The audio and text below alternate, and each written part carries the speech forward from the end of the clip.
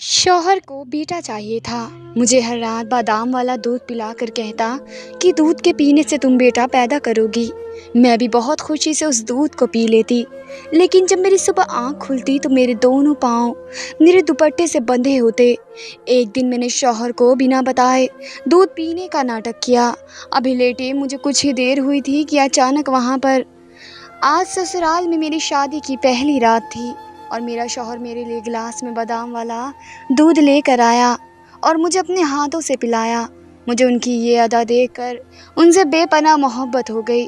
ऐसा लगा दुनिया में उनसे अच्छा इंसान और कोई नहीं हो सकता। बादाम का दूध पीकर मुझे बड़ी तसल्ली से नींद आ गई, लेकिन सुबह सुबह जब मेरी आँख खुली तो मैंने देखा कि मेरे पैरों पर दुपट्टा बंधा हुआ है। मुझे डर लगने लगा और परेशानी हुई कि ये सब क्या है, ऐसा मेरे साथ पहले कभी नहीं हुआ।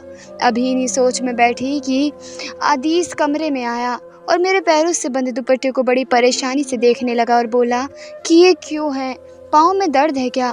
मैं खुद हैरान होकर उनकी तरफ देखने लगी और बोली कि नहीं, पता नहीं ये कैसे बन गया। उसने कहा शायद तुमने नींद में बांधा हो। उसकी बात पर मैं चुप हो गई, क्योंकि अक्सर इंसान नींद में ऐसी उल्टी सीधी हरकतें कर लेता है। अदीस ने मेरे पाँव से दुपट्टा खोला और वहाँ से चला गया।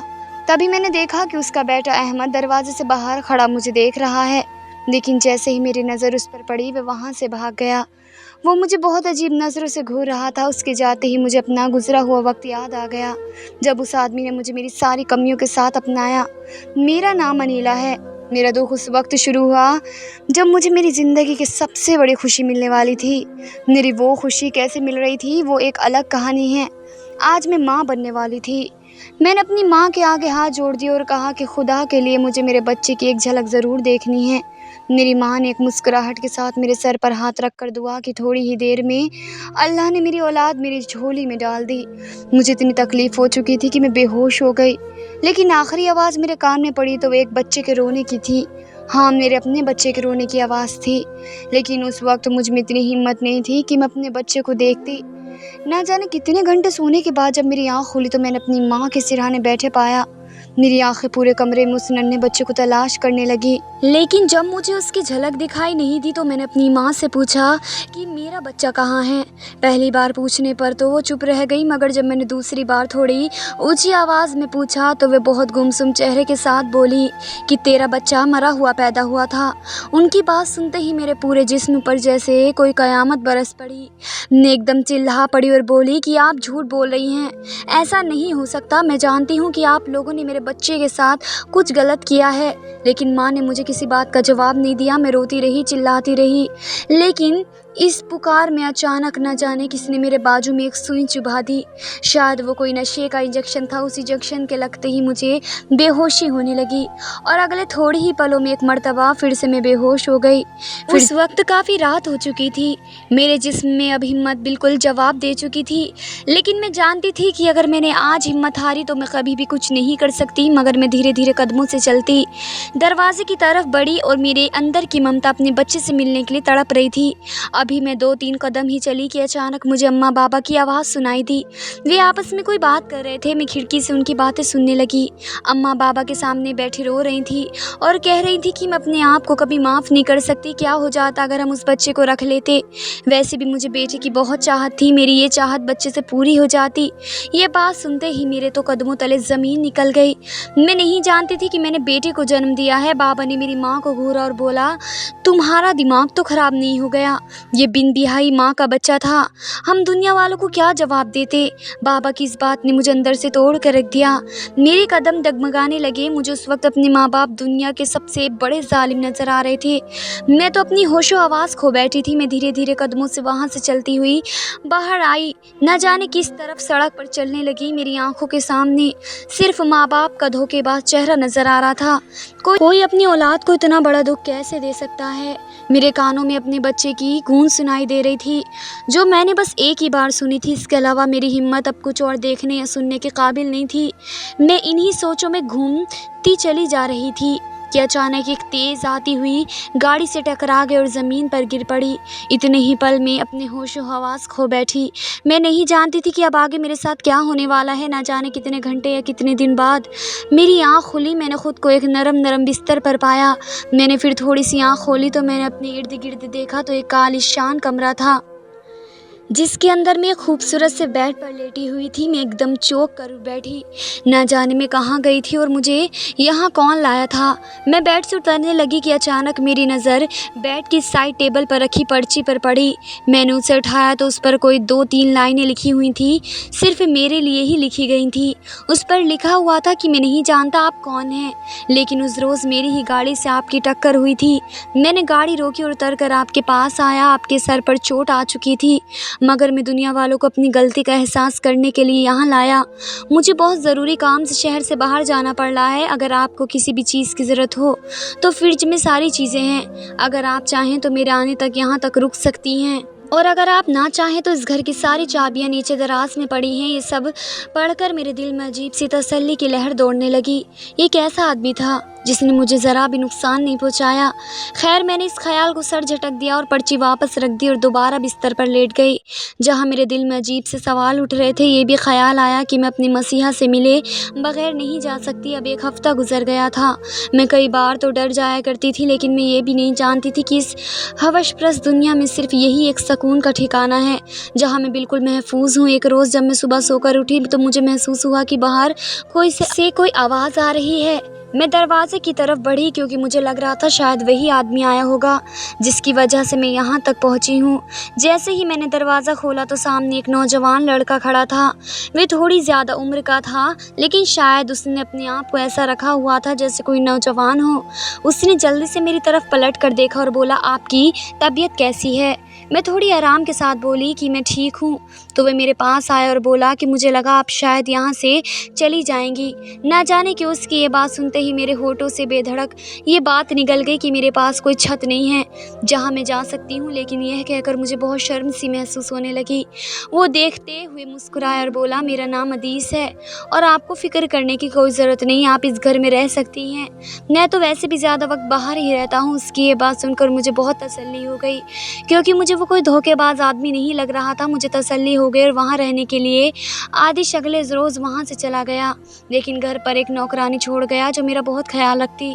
अब वो हफ्ते में एक बार आता और एक दिन रहकर चला जाता। 2 महीने गुजर चुके थे जब अचानक एक रोज़ इद्रीस मेरे कमरे में आया। उसे यूँ अपने कमरे में देखकर मैं चौंक सी गई। उसने कहा कि आप घबराओ नहीं, मैं बस एक ज़रूरी बात करने आया हूँ। तब मैंने उसके चेहरे की तरफ बड़ी परेशान होकर देखा। उसने मुझसे क्या ज़रूरी बात करनी है? तब वो मुझसे बोला कि मैंने जब तुम्हें उस रात देखा था, मैं तब से तुम्हें पसंद करता हूँ और तुमसे शादी करना चाहता हूँ। लेकिन इससे पहले मैं तुम्हें अपनी ज़िंदगी के बारे में कुछ बताना चाहता हूँ। मैं पहले से शादीशुदा हूँ, मेरा एक बेटा भी है। मेरी बीवी मुझे छोड़कर काफ़ी पहले भाग गई थी। उसकी सच्चाई काफ़ी परेशान कर देने वाली थी, लेकिन मेरी हकीकत तो शायद और भी बुरी थी। उसने मुझसे पूछा, अब अगर मैं तुमसे शादी करना चाहता हूँ तो उससे पहले तुम मुझे अपने बारे में भी सब कुछ बताओ। मैंने अपनी भीगी हुई आंखों से उसकी तरफ देखा और बोली कि मेरा नाम अनीला है और मैं एक मिडिल क्लास फैमिली से हूँ। लेकिन मेरी बदकिस्मती ये है कि एक लड़के से मोहब्बत कर बैठी थी और उस मोहब्बत में मुलाकातों का सिलसिला ऐसा बढ़ा कि मैं पेट से हो गई। लेकिन उस लड़के ने मुझसे शादी करने से मना कर दिया और मुझे बीच रास्ते में छोड़ दिया। जब मेरे माँ बाप को इस बात का पता चला तो उन्होंने मुझे बहुत बुरा भला कहा और मारा पीटा। फिर बड़ी खामोशी से मेरे उस बच्चे को लापता कर दिया। अब मैं ना तो पीछे जा सकती हूँ और ना ही मेरे पास कोई और ठिकाना है। लेकिन मुझे सिर्फ एक बात का दुख है, एक बेटे को जन्म दिया है और मैं अपने बेटे का मुँह तक नहीं देख सकी। मुझे ये बात कहते ही उसकी आँखों में चमक उभर आई और वो बोला कि क्या तुमने एक बेटे को जन्म दिया है? मैंने कहा, हाँ, मैंने एक बेटे को जन्म दिया है, लेकिन मैं इतनी बदनसीब हूँ कि मैं अपने बेटे की शक्ल तक नहीं देखी। उसने कहा कि तुम फिक्र मत करो, फिर से हम शादी करेंगे और एक नई ज़िंदगी की शुरुआत करेंगे। अल्लाह तुम्हें फिर से बेटा देगा। उसकी बातें सुनकर मुझे बहुत तसल्ली हुई। मुझे इस बात की बहुत खुशी थी कि उसने मुझे मेरी हकीकत के साथ कबूल किया था। अगले ही दिन उसने मुझसे शादी कर ली थी और मुझे इस मुकद्दस रिश्ते से कोई एतराज़ नहीं था। मैं उसकी बीवी बन चुकी थी और बेहद خوش تھی۔ شادی کی پہلی رات ادریس اپنے ہاتھوں سے میرے لیے بادام والا دودھ بنا کر لایا۔ اس کی یہ محبت میرے لیے بہت معنی رکھتی تھی۔ خیر اگلے دن وہ مجھے یہیں چھوڑ کر کسی کام سے چلا گیا۔ میرے پاس ایک نوکرانی چھوڑ گیا تھا، میرا بہت خیال رکھتی تھی، لیکن ایک بیوی کیوں نوکرانی سے زیادہ اپنے شوہر کی ضرورت ہوتی ہے۔ وہ ہر ہفتے آتا اور میرے ساتھ ایسا پیار بھرا وقت گزارتا کہ میں سب گلے شکوے بھول جایا کرتی تھی۔ اس سب میں ایک چیز جو مجھے بہت ستاتی تھی وہ یہ تھی کہ نوکرانی مجھے ہر رات دودھ کے گلاس میں بادام ڈال کر پلایا کرتی تھی۔ ایک دن جب ادریس دودھ کا گلاس لایا تو میں نے اس سے پوچھا کہ یہ دودھ روز پینا ضروری ہے؟ تب اس نے میری طرف گلاس بڑھاتے ہوئے محبت سے دیکھا اور بولا، ہاں بہت ہی ضروری ہے تاکہ تم صحت مند رہو اور بچہ بھی صحت مند ہو۔ اس کی اس بات نے مجھے بہت خوشی دی تھی۔ کچھ وقت ایسا ہی گزرتا جا رہا تھا۔ اللہ کی کرنی ہوئی کہ میں کچھ ہی دنوں میں پیٹ سے ہو گئی۔ اب تو ادریس میرا کچھ زیادہ ہی خیال رکھنے لگا تھا اور ہمیشہ مجھ سے بیٹے کی خواہش رکھتا تھا۔ ایک روز میں اس کے پاس بیٹھی تھی، میں نے ادریس کو کہا کہ میں تمہارے گھر والوں سے ملنا چاہتی ہوں۔ تب ادریس نے کہا کہ تم نہیں مل سکتی ہو۔ پھر میں نے اس سے ضد کی تو وہ بولا، تم نے ایک وعدہ کرنا پڑے گا، تب میں اپنے گھر والوں سے تمہیں ملواؤں گا۔ میں وعدہ کرتی ہوں، آپ بتائیں۔ ادریس کہنے لگا، تمہیں میں اپنے دوست کی بیوی بنا کر گھر لے جاؤں گا۔ جب دھیرے دھیرے تمہیں سب پسند کرنے لگیں گے تو میں خود یہ بات سب کو بتا دوں گا۔ اس بات پر میرے چہرے پر مسکراہٹ آ گئی اور میں چپ ہو گئی۔ میرے لیے یہی کافی تھا کہ وہ اپنے گھر مجھے لے جا رہا تھا۔ اپنی اصل چھت تلے اسی روز ہم نے تیاری شروع کر دی اور اگلے دن اس کے گھر پہنچ گئی۔ سفر طے کرنے کے بعد آخرکار ہمیں عالیشان حویلی کے سامنے جا کر کھڑی ہوئی۔ حویلی کا دروازہ 2 گارڈز نے کھولا۔ حویلی کی شان و شوکت پر سے نظریں ہٹانا میرے لیے مشکل تھا۔ گاڑی اندر ہوئی تو میں اس حویلی کو دیکھ کر حیران ہو گئی۔ وہ گھر نہیں بلکہ کوئی محل تھا، ہاں خوابوں کا محل، وہ محل جو ہر لڑکی اپنے خواب میں دیکھا کرتی ہے۔ میں سی رانی سے گاڑی سے اتری، ادریس بھی میرے ساتھ ہی تھا۔ ہم دونوں ایک ساتھ ہی حویلی کے اندر داخل ہوئے۔ حویلی بہت عالیشان تھی۔ حویلی واقعی کسی بادشاہ کا گھر معلوم ہو رہا تھا۔ ادریس نے اندر آ کر مجھے اپنی ماں اور اپنے بیٹے سے ملوایا۔ اس کی ماں نے مجھ سے بس سلام کیا اور ہمارا حال چال پوچھا اور اندر چلی گئی۔ ادریس کا بیٹا دور سے ہی مجھے دیکھتا رہا۔ مجھے اس کا یہ رویہ بہت عجیب سا لگا اور ادریس کا بیٹا تو مجھے زیادہ پریشان کر رہا تھا کیونکہ اس کی عمر مجھ سے بھی 2 سال بڑی تھی اور ادریس 40 سال کا تھا۔ پھر اس کا اتنا بڑا بیٹا کیسے ہو سکتا ہے؟ خیر میں نے ان سب سوچ کو جھٹک دیا۔ ادریس مجھے وہاں سے کمرے میں لے آیا۔ وہ خود سب کے رویے پر بے حد شرمندہ تھا، لیکن ان سب کو برداشت کرنے کے علاوہ ہمارے پاس کوئی اور چارہ نہیں تھا۔ وہ مجھے جس کمرے میں لایا تھا وہ بے حد خوبصورت تھا اور بہت ہی عالیشان سجایا گیا تھا۔ ادریس نے اس گھر میں میری پہچان اپنے دوست کی بیوی سے بتائی تھی، اس لیے ہم دونوں سب کے سامنے ایک ساتھ نہیں رہ سکتے تھے۔ ادریس نے مجھے اس دن ایک ایسی بات کہی جو میرے دماغ میں عجیب سی شک پیدا کرنے لگی۔ اس نے کہا کہ تم اپنے کمرے سے بنا وجہ باہر نہیں نکلنا اور اس حویلی کے باہر تو قدم بھی مت رکھنا، یہاں پر پاگل بھیڑیے رہتے ہیں جو تمہیں نقصان پہنچا سکتے ہیں۔ یہ سن کر مجھے بہت ڈر محسوس ہوا، لیکن میں چپ ہو گئی۔ پہلی رات وہ کمرے میں نہیں تھا، لیکن اچانک مجھے وہاں سے سسکیوں کی آوازیں آنے لگی۔ مجھے لگا جیسے کوئی عورت کی آواز ہے اور کوئی رو رہا ہے۔ میں ایک دم ڈر کر اٹھ کر بیٹھ گئی اور میں نے فوراً ادریس کو فون کیا۔ ادریس اسی وقت میرے کمرے میں آ گیا۔ میں بہت زیادہ گھبرائی ہوئی تھی، میں بیڈ پر بیٹھی تھی۔ ادریس کے آتے ہی میں نے اس کے سینے سے لگ گئی اور بولی، کیا آپ کو بھی رونے کی آوازیں آ رہی ہیں؟ کیا یہ ایسی کیسی آوازیں؟ اس نے کہا کہ نہیں، مجھے تو کوئی آواز نہیں آ رہی، شاید تمہارا وہم ہے۔ میں بار بار اس سے کہتی رہی لیکن میرا وہم نہیں ہے، لیکن وہ مجھے بار بار جھٹلاتا رہا۔ پھر مجھے دودھ کا گلاس دے کر سلا دیا۔ اب جب میں اٹھتی تو مجھے بار بار وہی آوازیں آتی۔ آخرکار اس گھر میں ایسا کیا ہے جو مجھے کل سے بے چین کر رہا ہے؟ پھر دن شروع ہو چکا تھا۔ ادریس کا بیٹا احمد مجھ سے بہت اکھڑا اکھڑا سا رہتا۔ میں نے 1-2 بار اس سے بات کرنے کی کوشش کی لیکن اس نے مجھے نظر انداز کر دیا۔ شاید وہ کسی سے بات چیت زیادہ نہیں کرتا تھا۔ خیر میں اس دوپٹے والی بات کو بھول چکی تھی، لیکن رات کو پھر سے جب میں دودھ پی کر سوئی تو صبح میرے پاؤں اسی طرح بندھے ہوئے تھے۔ میرے تو دل میں عجیب سے خیال اٹھنے لگے تھے۔ اب مجھے سسکیوں کی آوازیں تو نہیں آتی تھی، لیکن یہ تو نیا کام شروع ہو گیا تھا، اس سے مجھے ڈر لگنے لگا تھا۔ ادریس جیسے ہی کمرے میں آیا، میں نے اسے ساری بات بتائی تو اس کے چہرے پر بھی تھوڑا سا ڈر محسوس ہو رہا تھا۔ اس نے کہا کہ میرا شک صحیح نکلا۔ میں ایک دم پریشان ہوئی اور بولی کہ کون سا شک؟ تو اس نے کہا کہ بہت پہلے اس حویلی میں ایسی ہی عجیب و غریب حرکت ہوتی تھی اور ہمیں پھر سے پتہ چلا کہ یہاں जिन और भूतों का साया है। मुझे लगता है कि फिर से ऐसी कोई असर हो रही है। ये सुनकर जैसे मेरे जिस्म से जान ही निकल गई। अब इदरीस ने मेरा हाथ पकड़ा और मुझे तसल्ली देते हुए कहा, तुम फिक्र मत करो, जैसे ही हमारा बेटा पैदा होगा हम यहाँ से कहीं और चले जाएंगे। इदरीस की बातें सुनकर मुझे थोड़ी सी तसल्ली हुई। मैंने पानी का गिलास साइड टेबल से उठाकर पीने के लिए हाथ आगे किया तो मुझे खिड़की में अहमद खड़ा नजर आया।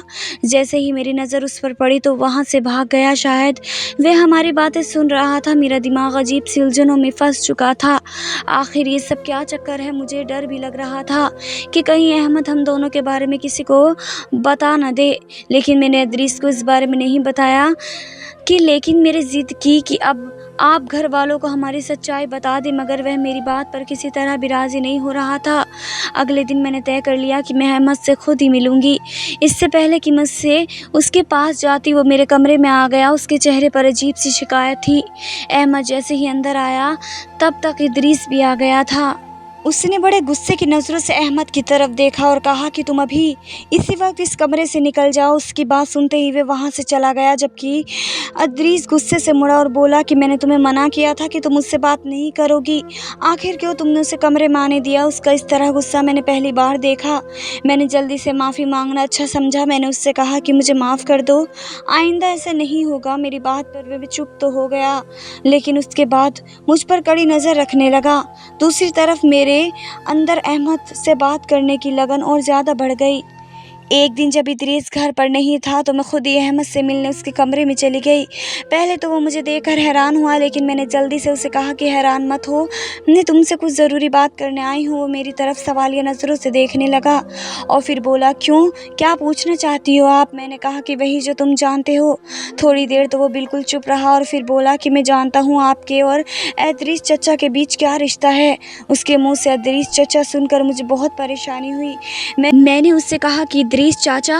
वो बोला, जी, इदरीस मेरे चाचा हैं, मैं उनके भाई का बेटा हूँ, जिसे उन्होंने बहुत साल पहले जायदाद की हवस में मार डाला था। ये सुनकर मेरे तो जैसे होश उड़ गए। मैं उसकी तरफ घूरते हुए बोली कि तुम ये क्या कह रहे हो। तब उसने बताया कि मैं कोई बकवास नहीं कर रहा, यही सच्चाई है। इदरीस चाचा आपसे पहले यहाँ 3 औरतों को ला चुके हैं, सिर्फ ये कहकर कि वो उनके दोस्त की बीवियाँ हैं, लेकिन यह आदमी उन्हें सिर्फ और सिर्फ बेटे की लालच में लाया था, और जब बेटे ना होते तो वह अचानक गायब हो जाती। कोई नहीं जानता कि वे कहाँ हैं, लेकिन एक बात है कि रात के वक्त हवेली में किसी को भी कमरे से बाहर निकलने की इजाज़त नहीं है। मैंने कहा, मैं कैसे यकीन कर लूँ तुम्हारी बातों का। तब उसने कहा, अगर यकीन नहीं आए तो आज रात कमरे से निकल कर देख लेना, और फिर इदरीस चाचा का रवैया मेरे सब सवालों के जवाब दे देगा। और वह दुपट्टा जो आपके पैरों में बंधा जाता है सिर्फ इसलिए बांधा जाता है कि अगर आप उठें और चलने लगे तो गिर जाएं और चलने के काबिल न रहें। उसके हर लफ्ज़ ने मेरे अंदर एक लहर बिखेर दी थी। मुझे यूँ लग रहा था जैसे मैं तड़पती धूप में खड़ी हूँ।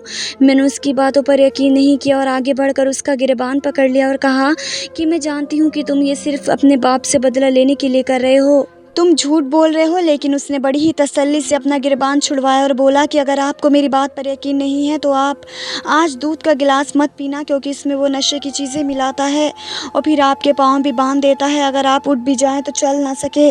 उसके एक नए इशारे ने मुझे हैरानी में डाल दिया। मेरा दिल तेज़ी से धड़क रहा था। मैंने उसे इतना ही कहा कि अब मैं सच तब खुद ही पहुंच जाऊंगी। मैं वहां से उठकर अपने कमरे में आ गई और मेरा दिल दुआ करने लगा, अल्लाह करे ये सब सच ना हो। यह दिन मैंने कैसे गुजारा मैं ही जानती हूँ। रात होते ही इदरीस मेरे लिए दूध का गिलास लेकर आया। मैंने दूध लेते ही कहा कि मेरा दिल बहुत घबरा रहा है, आज मैं दूध नहीं पीऊँगी। उसने कहा कि ये तो तुम्हें पीना पड़ेगा। मैंने कहा, अगर मैंने ये दूध पी लिया और मेरी तबीयत ख़राब हो गई तो हमारे बेटे को भी कुछ हो सकता है। ये सुनते ही उसने गिलास वापस मेज़ पर रख दिया और बोला कि ठीक है, जैसा तुम चाहो कि वैसा ही होगा। उसके बाद मैं अपने बिस्तर पर लेट गई। मैं जानती थी कि अब वो आज से पहले से ज़्यादा चौकन्ना है, अपनी कार्रवाई करेगा। मैं पूरी रात जागती रही। मेरे कानों में सिसकियाँ बार बार आती रही। रात के 2 बजे का वक्त था जब इदरीस बिस्तर से उठकर कमरे से बाहर चला गया। मैं भी दबे पाँव पीछे पीछे चल पड़ी। उसने किचन से कुछ खाना लिया और किचन के बाहर सीढ़ियों के नीचे बना हुआ तहखाना हटाया। उससे अंदाज़ा नहीं लगाया जा सकता था कि यहाँ नीचे कोई तहखाना है। मेरा दिल बहुत तेज़ धड़क रहा था। तहखाने में देखते ही मेरा दिल तेज़ी से धड़क रहा था। मैं वहीं से आवाज़ सुनने लगी। इदरीस के अंदर जाते ही सिसकियाँ ख़त्म हो गई और अंदर से औरतों की आवाज़ें आने लगी। औरतें इदरीस से कह रही थी कि अल्लाह के लिए हमें यहाँ से बाहर निकाल दो, लेकिन इदरीस बड़ी गंदी तरह हंस रहा था और उन औरतों की मजाक उड़ा रहा था। ये सब सुनकर मेरा बदन कांपने लगा था। मैं वहाँ से जल्दी से वापस अपने कमरे में आ गई। तभी अहमद भी कमरे में आ गया और मेरी हालत देखकर बोला कि अब भी कोई शक बाकी है। मैंने डरते हुए नहीं में सर हिला दिया। अब बस मुझे यहाँ से किसी तरह निकलना था। उस वक्त अहमद और मैंने एक प्लान बनाया और वहाँ पर पहले बहुत बड़ी कड़ी निगरानी थी। मैं इदरीस की इजाज़त के बगैर बाहर नहीं जा सकती थी। अगले रोज़ मैंने इदरीस से कहा कि मेरी तबीयत बहुत ख़राब लग रही है, मुझे डॉक्टर के पास ले चलो। वो मेरी बात पर राज़ी ना हुआ, लेकिन फिर जब मैंने कहा अगर तुम मुझे डॉक्टर के पास नहीं ले जाओगे तो हमारे बेटे को कुछ हो जाएगा, ये सुनते ही वे राज़ी हो गया और मुझे डॉक्टर के पास ले गया। लेकिन मेरे दिल में तो कुछ और ही चल रहा था। वहाँ जाकर अभी हम अपनी बारी का इंतज़ार कर रहे थे कि अचानक पुलिस ने छापा मार दिया और इदरीस की तीनों बीवियाँ भी उनके साथ थी। शायद वो लोग पहले मुझे छुड़ाने आए थे। हमने इदरीस के खिलाफ गवाही दे दी थी। इदरीस तो गुस्से में आग बबूला हो गया था, लेकिन अब वह कुछ भी नहीं कर सकता था। उसे पुलिस पकड़ कर ले गई थी। मेरे दिल में एक सुकून की लहर उठ गई थी। तीनों औरतें अपने अपने घर लौट गई थी और मैं यतीम खाने में चली गई थी। अब तो मेरी ज़िंदगी में कोई परेशानी नहीं थी। मेरा बच्चा भी मेरे पास ही था। कुछ दिनों बाद अहमद मेरे पास आया और बोला कि मैं आपसे शादी करना चाहता हूँ। मैं आपको शुरू दिन से ही पसंद करता हूँ और हमारा रिश्ता भी नाजायज़ नहीं होगा। लेकिन सच तो ये था कि मुझसे शादी नहीं कर सकती थी और मैंने उससे यही कहकर मना कर दिया कि अब मैं किसी से भी शादी नहीं करूँगी, ना ही किसी मर्द पर यकीन करूँगी। इसलिए तुमसे शादी करने में मैं अपना नया तमाशा नहीं बनाना चाहती। मेरी बात सुनकर वह खामोशी से लौट गया। लेकिन मैं आप सबसे पूछना चाहती हूँ कि क्या मुझे अहमद के प्रपोज़ल को कबूल कर लेना चाहिए था या नहीं। मुझे कमेंट में ज़रूर बताइएगा। वीडियो अच्छी लगे तो लाइक कीजिए और चैनल को सब्सक्राइब ज़रूर कीजिए। शुक्रिया। अल्लाह हाफिज़।